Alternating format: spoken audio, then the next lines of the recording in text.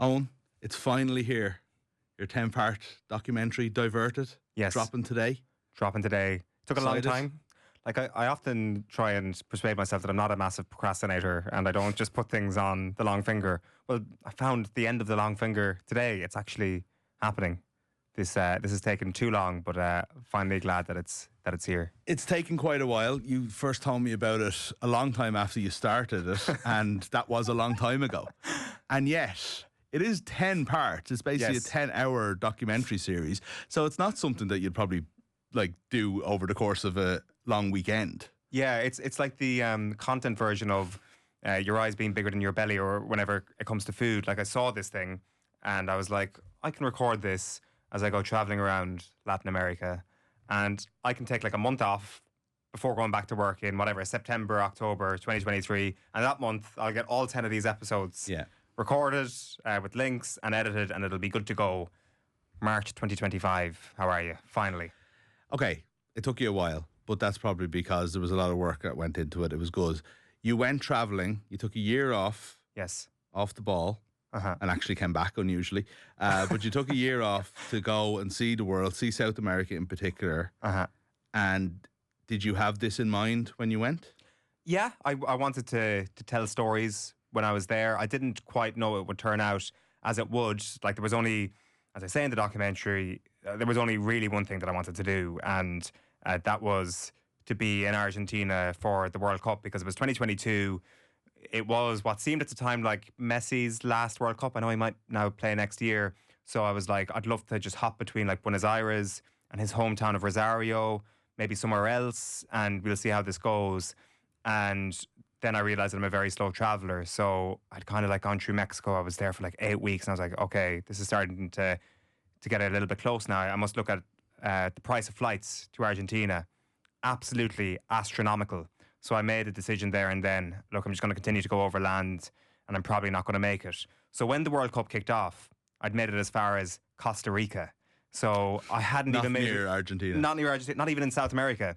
So that first day, when Saudi Arabia beat Argentina 3-0, I'm like, it was 1-0. 1-0, It was 1-0. 1-0. I was like, yes, unbelievable. This is fantastic. I am not going to regret this one bit. And then, like, near the end of the group stages, there was this moment where, like, Costa Rica almost qualify, and there was like 7.5 minutes of joy in a beer garden. And I was like, this has worked out better. Argentina are crap. They're not going to win this. And then they managed to scrape their way round by round by round. I'd made it to the north of Colombia by the time it had got to the final. And it was just like one of the most bleak experiences I've had watching a football game, because that was my plan. I wanted to be there. And then you see the videos coming out on social media over the intervening few days when they return, and literally what seemed like one of the biggest parties that's ever happened involving humans on this planet, and I missed out on it. So that was the only thing I wanted to do, was to go and do that and maybe make a bit of content around Argentina in a World Cup, Messi in his last World Cup, and I managed to screw up my one job. But I guess when you get distracted from that and you go down a different path, you end up discovering a whole pile of other stories. Yeah. And in a weird way, what ended up happening was that by the time I eventually get to Argentina, like, I'm a bit more confident with the language, my Spanish is a bit better, and as people will hear in this podcast, that opened a lot of doors with regards to the interviews that did happen in Argentina and some of the interviews that did happen elsewhere in South America. And it's a sliding doors moment where other avenues for this podcast in particular were opened. And you found on the journey that, whereas I suppose people who've never been to South America like myself see it as football is life and there isn't, too much else to the sporting story, maybe throw in a bit of motor racing. Yeah. But it's so much more than that, and every country has its own, peculiar, in a good way, I mean, but specific interests that reveal these fanatical people about these things that we know nothing about. And we think of ourselves in this country as so, special with our indigenous sport and Yes. our, and how big it is and how much it matters and how the rest of the world doesn't know. But all of these countries have this. Yeah, it goes way beyond football, and definitely there's more of a focus in this to kind of like move away from just telling the story of Boca Juniors or something. That's not really, it's going to get a mention. There was a game attended, but it's not a part of the narrative. What ended up being part of the narrative was a discovery of weird off-piste sporting events. And again, this kind of comes back to the timing. Because I was leaving Argentina when I did, 6 months later than I wanted to, I ended up arriving in Bolivia when it came to festival season, and one of the festivals that they have in a rural part of Bolivia is a fighting festival where people go and these tribes come down from the mountains to meet in a plaza, and they essentially meet up just to box each other in the head, to spill blood, to give an offering to Mother Earth so that they'll have a good sort of harvest for the upcoming season. And getting to experience that, and having an old indigenous man from Bolivia coming up asking for me to fight him, was a moment that you don't get from just paying and to watch Boca Juniors. So again, this was something that was kind of crafted as I went, and they became the main stories, and they became like the stories that I wanted to tell. And I'm hoping anyway that there are a whole pile of chapters throughout this story that are going to be told in the English language for the first time.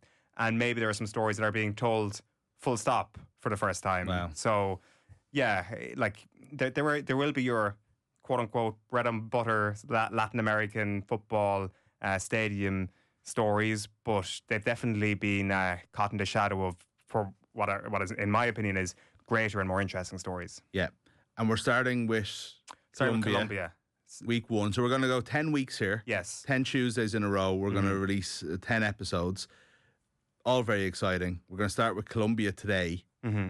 Give us a little preview. Well, Colombia is, I guess, one of the episodes where we are going to get like a flavour of a multitude of different things. This is probably one of the most rounded episodes of the series, where we'll go from a traditional game, which is Tejo, that is their national sport. It pre-exists the Spaniards in Colombia, which I guess the top line for this game is that you drink loads of beer and you make little packages explode. Greatest sport in the world, Tejo. So that's one aspect. There's going to be the story of why Colombians love cycling, why they are a country that have had such great levels of success in cycling in recent years. We're going to be talking about the two different teams in Medellin, the Pablo Escobar Atlético Nacional team and the Independiente Medellin, the guys who preach themselves to be the good guys and the guys who are using their ultra setup to try and help the community in Medellin as well. There is more than that in the episode that I can't even think of right now because there's quite a lot in it, but it is quite a three-dimensional view of Colombia.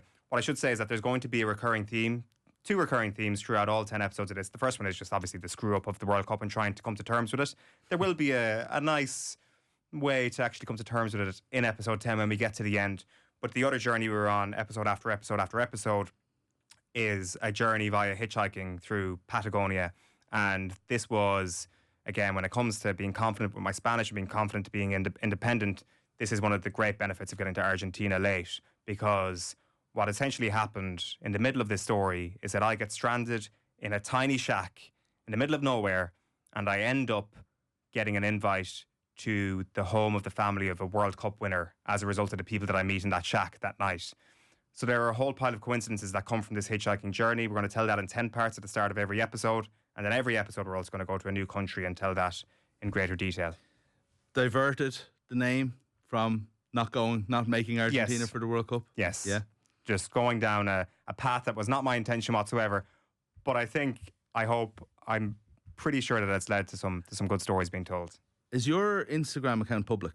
Yes. Okay, so anyone who's followed Owen's Instagram account during his trip through South America will, I think, have seen some level of the journey. And it sounds like a huge amount of it was held back in terms of this story that's coming out. So as if, like me, a friend of Owen, you were both intrigued, excited, horrified, and quite scared for your life while following your Instagram over the course of 2022, then, there's 10 more weeks ahead of it. Yeah, I remember phoning my mom after I'd done the hitchhiking, and I don't know, I think my dad might be on Instagram, or somebody had got information to her that this was happening.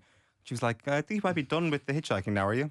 And I was kind of considering doing another stint, and I was like, that is her telling me to say, stop what you're doing right now because you're going to end up in a bad place.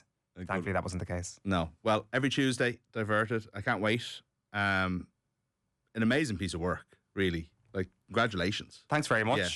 Thanks very much. Hopefully people enjoy it. I think it's good. So hopefully it turns out to be the case for the listener.